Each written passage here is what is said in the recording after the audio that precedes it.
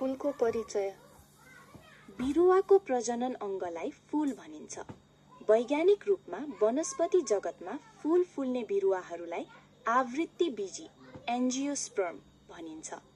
नेपाली संस्कार र संस्कृतिमा फूलको सम्बन्ध जन्मदेखि मृत्यु पर्यन्त रहन्छ।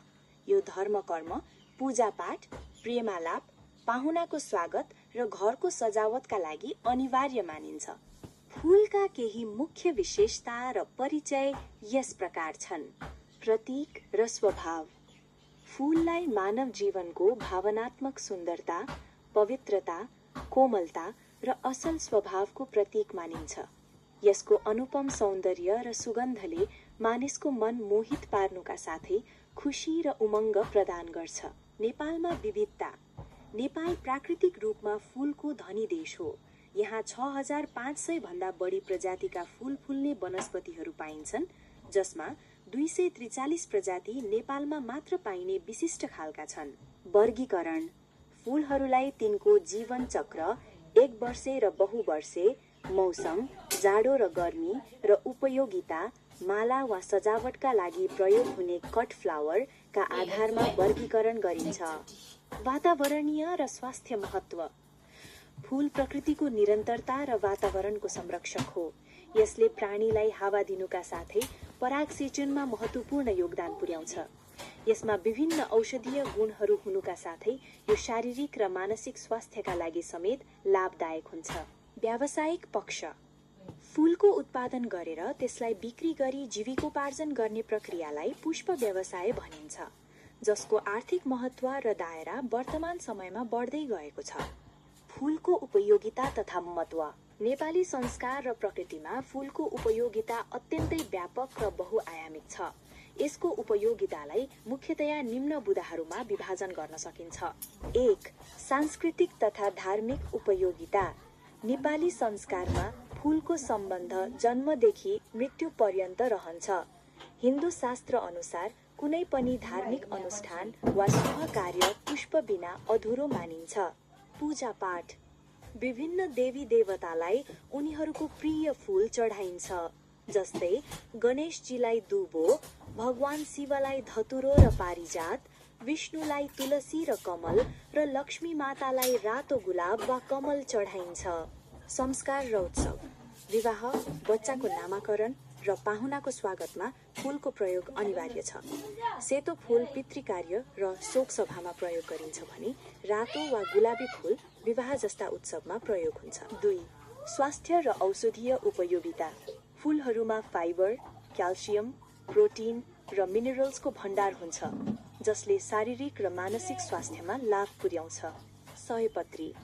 घाँटी दुख्दा यसको फूल चपाउनु लाभदायक हुन्छ र तुलसीसँग मिसाएर यसको लेदो छालाको रोगमा प्रयोग गरिन्छ।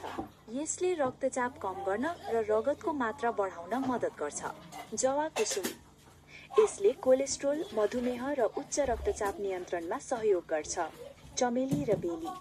चमेलीको तेल दाँतको रोग र छालाको संक्रमण निको पार्न उपयोगी हुन्छ भने बेलीले छालाको चमक बढाउँछ। 3. सौन्दर्य र मानसिक शान्ति। फूलको अनुपम सौन्दर्य र सुगन्धले मानिसको मन मोहित बनाउँछ र खुसी प्रदान गर्छ। सजावट। घर, कार्यालय वा सार्वजनिक स्थलको साजसज्जा र शोभा बढाउन फूलको प्रयोग गरिन्छ। मनोवैज्ञानिक प्रभाव। नीलो फूलले आत्मविश्वास र शान्ति दिलाउँछ भने पहेँलो फूलले मस्तिष्कलाई उत्तेजित गरी छिटो निर्णय लिन मद्दत गर्छ। सौन्दर्य प्रसाधन। गुलाब जल छालालाई मुलायम बनाउन र आँखाको जलन कम गर्न प्रयोग गरिन्छ। 4. आर्थिक र वातावरणीय उपयोगिता। पुष्प व्यवसाय।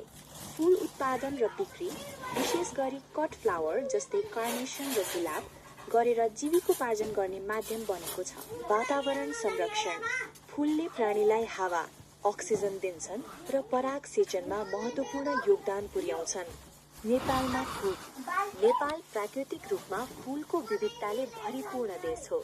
नेपालमा पाइने फूलहरूको बारेमा मुख्य जानकारीहरू यस प्रकार छन्। 1. प्रजाति र विविधता। नेपालमा 6500 भन्दा बढी प्रजातिका फूल फुल्ने वनस्पतिहरू पाइन्छन्। यी मध्ये 243 प्रजातिहरू त नेपालमा मात्र पाइने विशिष्ट खालका छन्। नेपालको मध्य पहाडी वन पाखामा चैत वैशाखमा ढकमक्क फुल्ने लाली गुराँस नेपालको राष्ट्रिय फूल हो। 2. प्रमुख रूपमा पाइने र खेती गरिने फूलहरू। स्रोतका अनुसार नेपालमा मुख्य रूपमा निम्न फूलहरू पाइन्छन् र तिनको खेती गरिन्छ। सयपत्री र मखमली। विशेष गरी तिहारको समयमा घर आँगन र बारीका कान्लाहरूमा यी फूलहरू ढकमक्क देखिन्छन्। गुलाब र चमेली। यी फूलहरू तिनको सुगन्ध र औषधीय गुणका लागि लोकप्रिय छन्। अन्य फूलहरू गोदावरी, सूर्यमुखी, लाहुरे फूल, लालुपाते, जाई, बेली र तरबारे फूलहरू पनि नेपालमा प्रशस्त पाइन्छन्। जवाकुसुम, घण्टी फूल। यो फूलको विशेषता के हो भने यो जुनसुकै ऋतुमा पनि फुल्ने गर्दछ। 3.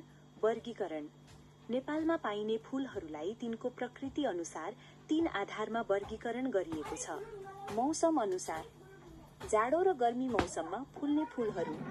अवधि अनुसार एक सिजनमै जीवनचक्र सकिने 1 वर्षे र धेरै वर्षसम्म फुल्ने बहुवर्षे फूलहरू। उपयोगिता अनुसार माला बुन्न, सजावट गर्न वा व्यावसायिक प्रयोजनका लागि प्रयोग हुने फूलहरू जस्तै कार्नेसन र गुलाब। 4. धार्मिक र वातावरणीय महत्त्वका फूलहरू। नेपाल